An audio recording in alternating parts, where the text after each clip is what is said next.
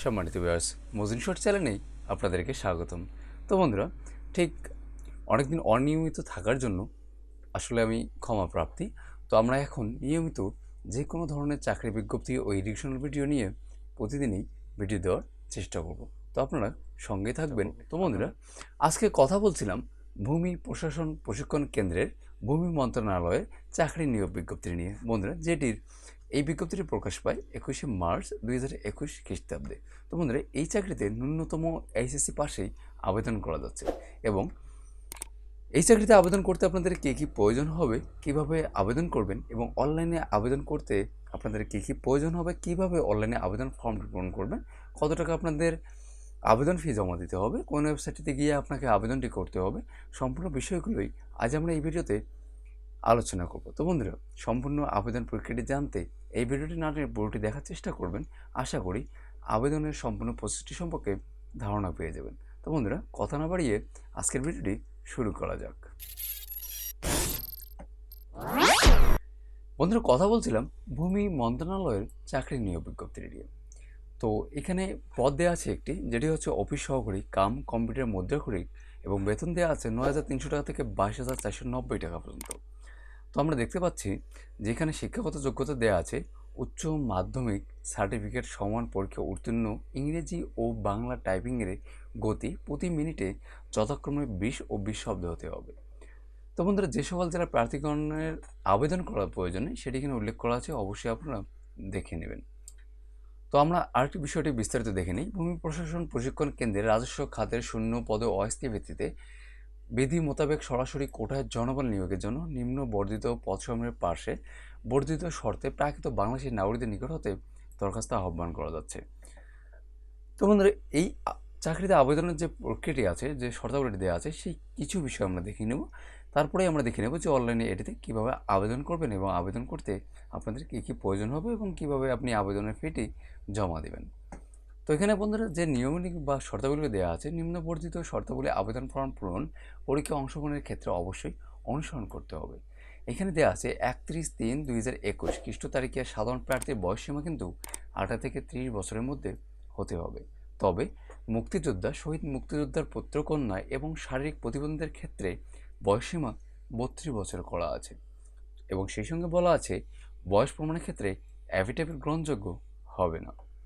তো বন্ধুরা, তো আমরা জানি যে সাধারণত ক্ষেত্রে প্রতিটি সরকারি চাকরিতে যে নিয়মাবলীগুলো অনুসরণ করা হয়, ঠিক একই নিয়মাবলী এখানে দেওয়া আছে। কোটার ক্ষেত্রে আপনি যদি একজন ডিপার্টমেন্টের ক্যান্ডিডেট হয়ে থাকেন, সেক্ষেত্রেও আপনার নিয়মটি একই, কিন্তু ডিপার্টমেন্টের ক্যান্ডিডেটের ক্ষেত্রে আপনি আবেদন ফর্মটি যখন পূরণ করবেন, সেই ক্ষেত্রে আপনাকে কী করতে হবে সে বিষয়টি নিয়েও আমি একটু পরেই আলোচনা করব এবং কিভাবে একজন ডিপার্টমেন্টাল ক্যান্ডিডেট হলে আপনাকে আবেদন ফর্মটি পূরণ করতে হবে সে বিষয়টিও আমি আপনাদেরকে দেখাই দেব। তো বন্ধুরা, এই চাকরিতে আবেদন ফর্ম পূরণ করার জন্য আপনাকে যে ওয়েবসাইটটিতে যেতে হবে সেটি হচ্ছে latc.teletalk.com.bd। এই ওয়েবসাইটটিতে গিয়েই কিন্তু আপনাকে আবেদন ফর্মটি পূরণ করতে হবে। তো বন্ধুরা, এই অনলাইনে আবেদনটি শুরু হয়েছে 28/3/2021 খ্রিস্ট সকাল 10 ঘটিকা হতে এবং এটি শেষ হবে 18/4/2021 খ্রিস্ট বিকাল 5 ঘটিকা পর্যন্ত। তো অতএব আপনারা হাতে সময় থাকতেই এই চাকরিতে আবেদন করার চেষ্টা করবেন এবং সেই সঙ্গে বলা আছে আপনি ইউজার আইডি প্রাপ্ত হওয়ার পরেই আপনাকে কিন্তু 72 ঘন্টার মধ্যে আবেদন ফিটি জমা দিতে হবে। যেটি কীভাবে জমা দেবে বা কীভাবে জমা দিবেন সে বিষয় নিয়ে আমরা একটু পরেই আলোচনা করব। তো বন্ধুরা, অনলাইনে আবেদন করার ক্ষেত্রে আপনাদের প্রয়োজন হবে একটি রঙিন ছবি, যার দৈর্ঘ্য ও প্রস্থ হবে 300x300 পিক্সেলের এবং সেই সঙ্গে প্রয়োজন হবে একটি সিগনেচার বা স্বাক্ষরের, যার দৈর্ঘ্য প্রস্থ হবে 300x80 পিক্সেলের এবং মনে রাখবেন আপনার ছবিটি যেন 100 কিলোবাইটের মধ্যে হয় এবং আপনার সিগনেচারটি যেন 60 কিলোবাইটের মধ্যে হয়, কারণ এই কিলোবাইটের মধ্যে না হলে আপনার ছবি এবং সিগনেচারটি কিন্তু আপলোড করতে সমস্যায় পড়বেন। তো অবশ্যই আপনারা যখন এই ছবি এবং সিগনেচারটি ক্রিয়েট করবেন, মনে রাখবেন এটি যেন নির্ধারিত এই সাইজের মধ্যেই হয়। তো বন্ধুরা, সেই সঙ্গে বলা আছে অনলাইন আবেদনপত্রের পূরণকৃত তথ্যই যেহেতু পরবর্তী সকল কার্যক্রমে ব্যবহৃত হবে, সেহেতু অনলাইনে আবেদনপত্র সাবমিট করার পূর্বেই পূরণকৃত সকল তথ্যের সঠিকতা সম্পর্কে নিজে শতভাগ নিশ্চিত হবেন। তো এই ক্ষেত্রে আমি আপনাদেরকে বলে রাখি, আপনারা যখন অনলাইনে আপনার ফর্মটি পূরণ করবেন, অবশ্যই আপনারা খুব ভালোভাবে দেখবেন যে কোনো ধরনের তথ্য যেন ভুল দেয় না থাকে। তারপরও আবেদন ফিটি জমা দেওয়ার আগেই আপনার অ্যাপ্লিকেশন কপিটি পাবেন সেটি প্রিন্ট করে নিয়ে আবারও আপনার পেমেন্টটি দেওয়ার আগে খুব ভালোভাবে দেখে নেবেন আপনার যেন কোনো তথ্য ভুল দেওয়া না থাকে। তাহলে যদি আপনি মনে হয়ে থাকে যে আপনার কোনো আবেদনপত্রে ভুল নেই, সেক্ষেত্রে আপনি আপনার আবেদন ফিটি দিয়ে দেবেন। আর আপনার যদি মনে হয়ে থাকে যে আপনার কোনো কিছু ভুল আছে, তাহলে আবেদন ফিটি জমা না দিয়ে পুনরায় অনলাইনে আপনি আবেদন করে নতুন ইউজার আইডি নিয়ে সেটি ব্যবহার করে আপনার আবেদন ফিটি জমা দেবেন। তো বন্ধুরা, এখন আমরা দেখে নেব যে কত টাকা আপনাকে পেমেন্ট করতে হবে এবং সেটি কীভাবে পেমেন্ট করতে হবে সেই বিষয়টি। তো বন্ধুরা, এখানে বলা আছে অনলাইনে আবেদনপত্র অ্যাপ্লিকেশন ফর্ম যথাযথ পূরণ করে নির্দেশনা মতে ছবি এবং সিগনেচার আপলোড করে আবেদনপত্র সাবমিট করা সম্পূর্ণ হলে কম্পিউটারে ছবিসহ অ্যাপ্লিকেশন প্রিভিউ দেখা যাবে। নির্ভুলভাবে আবেদনপত্র সাবমিট করা সম্পূর্ণ প্রার্থী একটি ইউজার আইডি, ছবি এবং স্বাক্ষরযুক্ত একটি অ্যাপ্লিকেশন কপি পাবেন। উক্ত অ্যাপ্লিকেশন কপি প্রার্থী প্রিন্ট অথবা ডাউনলোড করে সংরক্ষণ করবেন। অ্যাপ্লিকেশন কপিতে একটি ইউজার আইডি নম্বর দেওয়া থাকবে এবং ইউজার আইডি নম্বর ব্যবহার করে প্রার্থীর নিম্নোক্ত পদ্ধতিতে যে কোনো টেলিটক প্রিপেড মোবাইল নম্বরের মাধ্যমে 2টি SMS করে পরীক্ষার ফি বাবদ 100 টাকা, টেলিটকের সার্ভিস চার্জ 12 টাকা, মোট 112 টাকা 72 ঘন্টার মধ্যে জমা দিতে হবে। তো 72 ঘন্টার ব্যাপারটি হচ্ছে এমন যে আপনারা যখন অনলাইনে আবেদন ফর্মটি পূরণ করে সাবমিট করবেন, ঠিক সেই সময় থেকে কিন্তু আপনার হাতে আবেদন ফিটি জমা দেওয়ার জন্য 72 ঘন্টা সময় থাকছে। তাহলে যদি আপনি 72 ঘন্টার মধ্যে আপনার পেমেন্টটি দিতে ব্যর্থ হন, সেক্ষেত্রে আপনাকে নতুন করে আবেদন করেই কিন্তু আপনাকে পেমেন্টটি দিতে হবে। এবং আপনি যদি 72 ঘন্টার মধ্যে যদি পেমেন্টটি দিতে পারেন, তাহলে আপনার সব কিছু ঠিক থাকছে এবং হয়ে যাচ্ছে। তো যেভাবে আপনাকে পেমেন্টটি দিতে হবে, একটি টেলিটক প্রিপেড সিমের মাধ্যমে কিন্তু আপনাকে SMS করেই আপনাকে আবেদন ফিটি জমা দিতে হবে। তাহলে আপনার টেলিটক প্রিপেড সিমে যদি পর্যাপ্ত পরিমাণ টাকা থেকে থাকে, সেই ক্ষেত্রে আপনাকে SMS-এ গিয়ে লিখতে হবে LATC স্পেস ইউজার আইডি, অথবা অনলাইন থেকে প্রাপ্ত যে ইউজার আইডিটি যে বা অ্যাপ্লিকেশন কপিটিতে যে ইউজার আইডি পাচ্ছেন, সেই ইউজার আইডিটি আপনাকে সেখানে দিতে হবে এবং সেন্ড করতে হবে 16/2 নম্বর। তাহলে ফিরতি SMS-এ আপনাকে একটি পিন নাম্বার দেওয়া হবে। তাহলে দ্বিতীয় SMS-এ কি আপনাকে লিখতে হবে LATC স্পেস দিয়ে আপনাকে লিখতে হবে ইয়েস, তারপর স্পেস দিয়ে আপনাকে লিখতে হবে পিন, অর্থাৎ পিন বলতে প্রথম SMS-এ যে পিনটি পাবেন এবং সেটি লেখার পর সেন্ড করতে হবে 16/2 নম্বর। তাহলেই আপনি কংগ্রাচুলেশন অ্যাপ্লিকেশন নেম দেখাবে এবং সেই সঙ্গে আপনার পাসওয়ার্ড এবং ইউজার আইডি থাকবে। তো পাসওয়ার্ড এবং ইউজার আইডি অবশ্যই সংরক্ষণ করে রাখবেন, কারণ পরবর্তীতে আপনার অ্যাডমিট কার্ড ডাউনলোড সহ অন্যান্য কাজে এটি প্রয়োজন হবে। তো বন্ধুরা, এখন আমি আপনাদেরকে দেখাই দেব যে কিভাবে আপনারা অনলাইনে এই আবেদন ফর্মটি পূরণ করবেন, যেটির লিঙ্ক এবং এই বিজ্ঞপ্তির লিঙ্কটি আমার ডিসক্রিপশনে দেওয়া থাকবে। তো আপনি আবেদনের ক্ষেত্রে যে লিঙ্কটি দেওয়া থাকবে, সেই লিঙ্কটিতে প্রবেশ করলে আপনি ঠিক এই হোম পেজটিতে চলে আসবেন। তো এখানে চলে আসলে দেখতে পারবেন দুটি লিঙ্ক দেওয়া আছে। এখানে লোড অ্যাডমিনিস্ট্রেশন ট্রেনিং সেন্টারটি দেওয়া আছে LATC। তো এটিতে আপনারা দেখতে পারবেন যে প্রথম যে লিঙ্কটি দেওয়া আছে, এটিতে দেওয়া আছে আপনার এই সার্কুলারটি এবং নিচে যে অ্যাপ্লিকেশন ফর্মটি দেওয়া আছে, এটিতে ক্লিক করলেই আপনি কিন্তু আবেদন করার জন্য একটি লিঙ্ক পেয়ে যাবেন। বা তাহলে এটিতে আসার পর এখানে দেখতে পারবেন যেহেতু আপনাদের এই চাকরিতে একটি মাত্র পোস্ট দেওয়া আছে, সেটির ক্ষেত্রে office assistant cum computer typist দেওয়া আছে, এটিতে টিক দিয়ে জাস্ট নেক্সট করে দেবেন। ওকে ফাইন, আপনার নেক্সট করে দেওয়া হয়ে গেলেই আপনার সামনে এরকম একটি সুন্দর ফর্ম হাজির হবে, যেটি আপনারা যদি সম্পূর্ণ ইন্ট্রোডাকশনটা যদি আপনারা ফলো করেন, তাহলে আশা করছি আপনার এই আবেদন ফর্ম পূরণ করার জন্য কোথাও যেতে হবে না, আপনি নিজেই করতে পারবেন।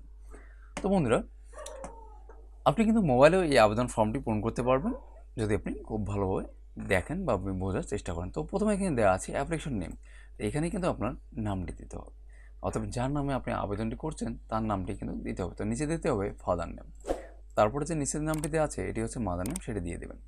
এখান থেকে ডেট অফ বার্থ সিলেক্ট করে দেবেন।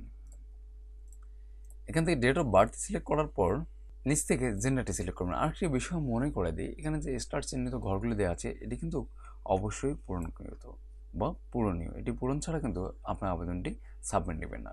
তো যাই হোক, এখান থেকে জেন্ডার দেওয়া আছে, তো আপনি যদি মেল অর ফিমেল যাই হন সেটি দিতে হবে এবং সেই সঙ্গে ন্যাশনালিটি বাংলাদেশে দেওয়া আছে অলরেডি, এখান থেকে রিলিজিয়ন্সটি সিলেক্ট করে দিতে হবে।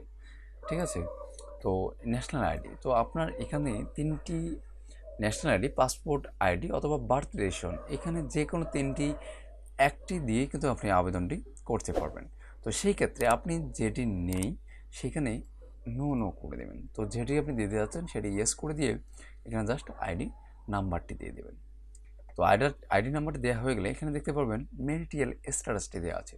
তো আপনি যদি মেরিড হয়ে থাকেন তাহলে মেরিটের টিক চিহ্ন দিয়ে স্পাউস নেমটি লিখবেন, অতএব আপনার অর্ধাঙ্গিনীর নামটা লিখবেন। অথবা আপনি যদি সিঙ্গেল হয়ে থাকেন তাহলে এখানে শুধু সিঙ্গেলে ক্লিক করে দেবেন। তো এখানে দেওয়া আছে কোটা। তো আপনি যদি কোনো কোটার অন্তর্ভুক্ত হয়ে থাকেন তাহলে সেটি কিন্তু এখানে অবশ্যই দিতে হবে। আর যদি আপনি কোনো কোটার অন্তর্ভুক্ত না হয়ে থাকেন সেক্ষেত্রে আপনাকে নন কোটা করে দিতে হবে। ঠিক আছে, তাহলে আপনি যদি কোটার অন্তর্ভুক্ত হয়ে থাকেন সেক্ষেত্রে কোটারটি সিলেক্ট করে এখানে কিন্তু আরও ইনফরমেশন চাওয়া হবে, সেটি আপনাকে দিতে হবে। তারপরে একটু নিচে আসলে আমরা দেখতে পারবো মেইলিং অ্যাড্রেস বা প্রেজেন্ট অ্যাড্রেস এবং পার্মানেন্ট অ্যাড্রেস। তো আমি একটা বিষয় আপনাকে মনে করাই দিই, এখানে আপনার যদি প্রেজেন্ট এবং পার্মানেন্ট অ্যাড্রেসটি সেম হয়ে থাকে তাহলে শুধু প্রেজেন্ট অ্যাড্রেসটি দিয়ে এখানে যে টেক্সট চিহ্নটি দেওয়া আছে এটি দিয়ে দিলেই আপনার হয়ে যাচ্ছে। তো এখান থেকে ভিলেজ, টাউন, রোড বা হাউস ফ্ল্যাট নামটি দিয়ে দেবেন, এখান থেকে ডিস্ট্রিক্টটি সিলেক্ট করে দেবেন। ওকে, এখান থেকে আপনি আপনার উপজেলাটি সিলেক্ট করে দেবেন, আপনার পোস্টে দেওয়া আছে, তাহলে আপনার সব কিছু ঠিক থেকে থাকলে জাস্ট আপনি প্রেজেন্ট এবং পার্মানেন্ট অ্যাড্রেসটি সেম করে দেবেন, তাহলে এখানে যেটি আসছে মোবাইল নাম্বার। তো আপনাকে এখানে মোবাইল নাম্বার এবং ইমেল কিন্তু দুটোই দিতে হবে। তো অবশ্যই এই চাকরিতে আবেদনের ক্ষেত্রে আপনার মাস্ট বি ইমেল থাকতে হবে।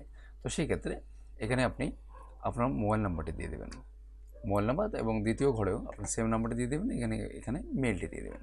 তো আমি দিয়ে দিচ্ছি। ওকে, এখানে আপনার কনফার্ম নাম্বারটি করতে হবে। এখানে আপনাকে মেলটি দিতে হবে। তো আপনার মেলটি দেওয়া হয়ে গেলেই নিচে দেখতে পারবেন যে একাডেমিক কোয়ালিফিকেশনগুলো দেওয়া আছে। তো আপনাকে এই একাডেমিক কোয়ালিফিকেশনগুলো যথাযথভাবে পূরণ করতে হবে। তো এখানে যেহেতু এসএসসি পর্যন্ত লেভেল পর্যন্ত চাওয়া হয়েছে, তো আপনি সর্বনিম্ন এসএসসি লেভেল পর্যন্ত দিয়েই আপনি কিন্তু আবেদনটি করতে পারবেন। অন্যথায় আপনার যদি এর উপরেও এডুকেশন থাকে তাহলে আপনি চাইলে নিচে দেখতে পারবেন গ্র্যাজুয়েশন লেভেল দেওয়া আছে এবং মাস্টার লেভেল দেওয়া আছে, আপনি সেগুলো তথ্য দিতে পারবেন। তো আমি শুধু এবং এসএসসি এবং এইচএসসি দিতে যাচ্ছি, আপনারা সেভাবে দিয়ে দেবেন। এখানে এক্সামিনেশন দেওয়া আছে, আপনি যদি এসএসসি থাকেন, দাখিল থাকে, বা এসএসসি ভকেশনাল থাকে, যেটি থাকবে সেটি দিয়ে দেবেন। তো এখান থেকে আপনি আপনার বোর্ডটি সিলেক্ট করে দেবেন, এখান থেকে আপনি আপনার রোলটি দিয়ে দেবেন এবং এখান থেকে আপনার গ্রেড পয়েন্টটি দিয়ে দেবেন। তো আপনার গ্রেড পয়েন্টটি দেওয়া হয়ে গেলে এখান থেকে আপনার সাবজেক্টটি সিলেক্ট করে দেবেন, নিচ থেকে আপনার পাসিং ইয়ারটি সিলেক্ট করে দেবেন, অথবা আপনি যত সালে এসএসসি পাস করেছেন সেই সালটি দিয়ে দেবেন এবং এখান থেকে এসএসসিটি দিয়ে দেবেন। এখান থেকে আপনার রোলটি দিয়ে দেবেন, এখান থেকে আপনার স্কেলটি রেজাল্টটি দিয়ে দেবেন যেটি আপনার জিপিতে আছে, তারপর এখান থেকে আপনার পাসিং ইয়ারটি দিয়ে দেবেন। তো আপনার এসএসসি এবং এইচএসসি আমি দিতে যাচ্ছি শুধু, আপনারা চাইলে বাকিগুলো দিতে পারবেন। তো এখানে আপনার সব কিছু দেওয়া হয়ে গেলেই আপনি দেখতে পারবেন যে এখানে do you have computer typing minimum speed in Bangla 20 word and English 20 word per minute. হ্যাঁ, অবশ্যই এটি ইয়েস করে দেবেন। তারপর ডিপার্টমেন্টের ক্যান্ডিডেট স্ট্যাটাস, অতএব আপনি যদি একজন ডিপার্টমেন্টের ক্যান্ডিডেট স্ট্যাটাস, মানে আপনি যদি একজন ডিপার্টমেন্টের ক্যান্ডিডেট হয়ে থাকেন সেক্ষেত্রে অবশ্যই আপনাকে আপনার এখানে প্রফেশনটি সিলেক্ট করে দিতে হবে। আর যদি আপনি একজন ডিপার্টমেন্টের ক্যান্ডিডেট না হয়ে থাকেন, একজন সাধারণ ক্যান্ডিডেট হয়ে থাকেন, তাহলে এখানে আপনার কিচ্ছু করার প্রয়োজন নেই। এখানে দেখতে পারবেন নিচে ভ্যালিডেশন কোড দেওয়া আছে, এই কোডটি আপনাকে হুবহু এখানে দিতে হবে। আপনি মনে রাখবেন এখানে কোডটি ছোটো হাতে বড় হাতে করা যাবে না, এখানে যা আছে হুবহু আপনাকে তাই দিতে হবে। তো আপনি যদি এটি একদম যদি সেম না দিয়ে থাকেন তাহলে কিন্তু আপনার ফর্মটি নেক্সট হবে না। তো আপনার সব কিছু হয়ে থাকলে এখান থেকে জাস্ট নিচ থেকে নেক্সট করে দেবেন, তাহলে নেক্সট করলেই আপনার কিন্তু দ্বিতীয় পেজে চলে আসবেন। দ্বিতীয় পেজে আপনাকে দেখানো হবে আপনি যে ইনফরমেশনগুলো দিয়েছেন সেগুলো। তো আপনি এখান থেকে পড়ে দেখবেন, কোনো ইনফরমেশন যদি ভুল হয়ে থাকে তাহলে নিচে দেখতে পারবেন যে click here two edit the application, তাহলে এই ট্যাবটিতে ক্লিক করে আপনি পুনরায় এডিট করতে পারবেন। আর যদি আপনার মনে হয়ে থাকে যে সব কিছু ঠিক আছে তাহলে আপনি জাস্ট ফটো এবং সিগনেচারটি আপলোড করবেন। তাহলে এখানে দেখতে পারবেন যে ফটো, আপলোড ফটো। তো এখান থেকে আপনি আপনার আপলোড ফটোটি, আপনি যে ফটোটি আপলোড করতে যাচ্ছেন বা যে ফটোটি দিয়ে আপনি আবেদন করতে চাচ্ছেন সেই ফটোটি আপনাকে এখান থেকে সিলেক্ট করে দিতে হবে। তো আমি আমারটা দিয়ে দিচ্ছি, আপনি ওটাকে এখান থেকে আপনার ছবি এবং সিগনেচারটি দিয়ে দেবেন। তো এখান থেকে আপনি আপনার ফটোটি দিয়ে দিলেন এবং নিচ থেকে এখান থেকে আপনি আপনার সিগনেচারটি আপলোড করে দিলেন। ওকে, ফাইন। নিচে দেখতে পারবেন ডিক্লেয়ার দেওয়া আছে একটা, এটিতে টিক দিয়ে আপনি অ্যাপ্লিকেশনটি সাবমিট করতে হবে। তাহলে এখান থেকে আপনি সাবমিট করলেই আপনার কাজটি, অ্যাপ্লিকেশন ফর্ম পূরণের কাজটি শেষ হয়ে যাচ্ছে। তো আপনি এই ফর্মটি খুব ভালোভাবে দেখেই এখানে দেখতে পারবেন একটি ইউজার আইডি দেওয়া আছে, আপনি কিন্তু এই ইউজার আইডিটি ব্যবহার করেই আপনাকে পেমেন্টটি দিতে হবে এবং কীভাবে পেমেন্ট করবেন সেটির নির্দেশনা এই ফর্মটির নিচে দেওয়া আছে। তো আপনি সেখানে দেখেও আপনি ফর্মে বা আপনি পেমেন্টটি দিতে পারবেন। তো বন্ধুরা, আশা করছি আপনারা সম্পূর্ণ বিষয়টি খুব ভালোভাবে জেনে গিয়েছেন। তো এই বিষয়ে যদি আপনার কোনো মতামত থেকে থাকে বা কোনো প্রশ্ন থেকে থাকে তো অবশ্যই কমেন্ট করে জানাবেন। আমি চেষ্টা করব আপনাদের প্রতিটি কমেন্টের রিপ্লাই দেওয়ার জন্য। তো বন্ধুরা, আজকে এই অবধি ছিল। আগামীতে আবার দেখা হচ্ছে নতুন কোনো চাকরি বিজ্ঞপ্তি নিয়ে। সেই অবধি ভালো থাকুন, সুস্থ থাকুন। খোদা হাফেজ।